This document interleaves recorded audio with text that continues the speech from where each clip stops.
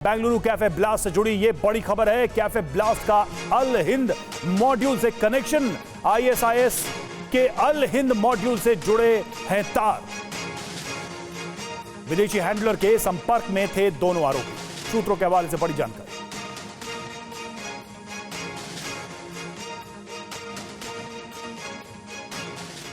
और अल हिंद मॉड्यूल को लेकर बड़ा खुलासा सामने आ रहा है। देश के कई राज्यों में फैले स्लीपर सेल। सूत्रों के हवाले से खबर, हिंदू नेताओं की हत्या करता था मॉड्यूल। 2019 में तमिलनाडु में हिंदू नेता की हत्या की गई। 2022 में शिवमोगा में एक शख्स की हत्या की गई। जितेंद्र शर्मा हमारे साथ इस वक्त हमारे संवाददाता जुड़े हुए हैं, सीधे रुख करते हैं उनका। जितेंद्र, क्या जानकारी मिल रही है इस मॉड्यूल के बारे में, और जो अभी तक बताया गया है कि हिंदू नेताओं, बीजेपी नेताओं को टारगेट किया गया?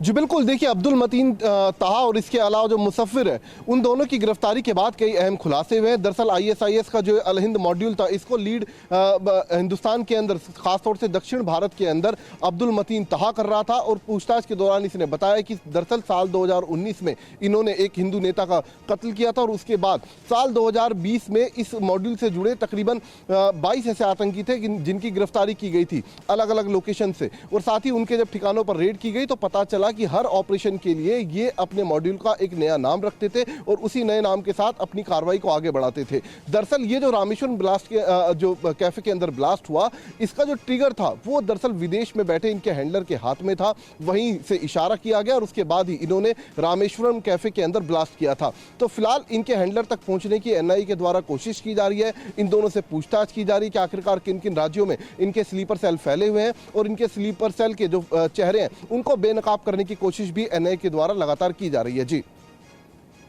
शुक्रिया आपका इस अपडेट के लिए, इस जानकारी के लिए। और देखिए, बेंगलुरु कैफे ब्लास्ट में जो संदिग्धों पर खुलासा हुआ है, कुछ अहम बातें हम जल्दी से बता रहे हैं आपको कि क्या क्या बड़ी बातें अब तक इसमें सामने आई हैं। तो देखिए, मतीन अहमद ताहा एक नाम सामने आया है, जरा उसके बारे में जानिए।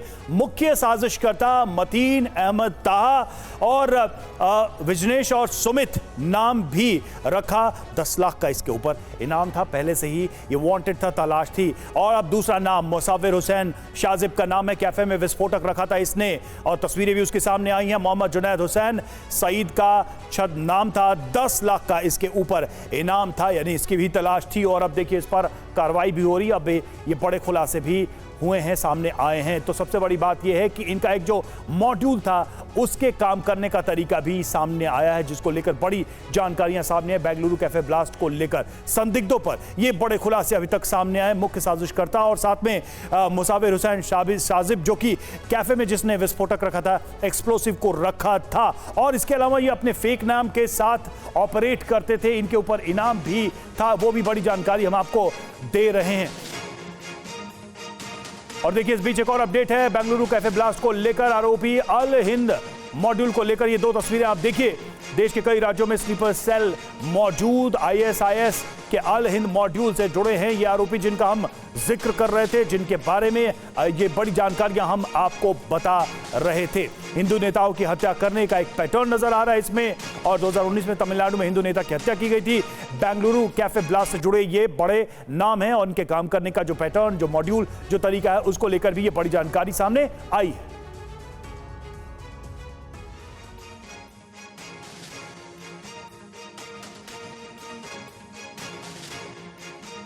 तो आईएसआईएस के अल हिंद मॉड्यूल से जुड़े हैं ये आरोपी, जिनका हम जिक्र भी कर रहे थे। इनामी थे, इनके ऊपर 10-10 लाख का इनाम था। फेक आईडी, आइडेंटिटी नाम के साथ ये ऑपरेट करते थे। और बड़ी बात यह है कि हिंदू नेता इनके टारगेट पे रहे हैं। एक हत्या भी की उन्होंने, देखिए 2022 में शिवमोगा में भी एक हत्या की। इसके अलावा 2019 में भी इन्होंने अपने एक ऑपरेशन को अंजाम दिया। इस तरह से कई जानकारियां सामने आई हैं इनके बाद से। और इसको लेकर जो बड़ा दावा है वो ये कि पूरा जो मॉड्यूल था दक्षिण भारत में एक्टिव था, और दक्षिण भारत के अलग अलग इलाकों में इस तरह के टारगेट फिक्स किए जाते थे, जिसमें हत्या करने के केसेस सामने आए हैं। तमिलनाडु में खासकर 2 हत्याएं जो 2019 और 2022 में हुई, उसको लेकर ये तमाम साजिशकर्ता निशाने पर थे जांच एजेंसियों के।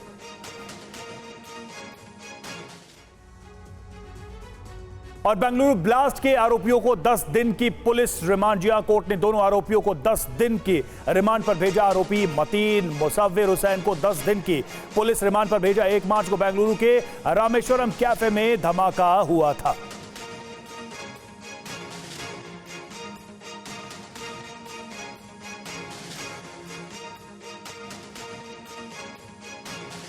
तो कोर्ट ने आरोपियों को रिमांड पर भेजा। 10 दिन की पुलिस रिमांड पर भेजा है बेंगलुरु ब्लास्ट मामले में। देखिए, बड़ी जानकारी हम आपको दे रहे हैं। न्यायालय की तरफ से आरोपियों को पुलिस रिमांड पर भेजा गया है। तो बड़ी जानकारियां, 3 बड़ी जानकारियां हम आपको इस वक्त टीवी स्क्रीन पर दिखा रहे हैं। इस पूरे मामले से जुड़ी हुई ये बड़ी खबरें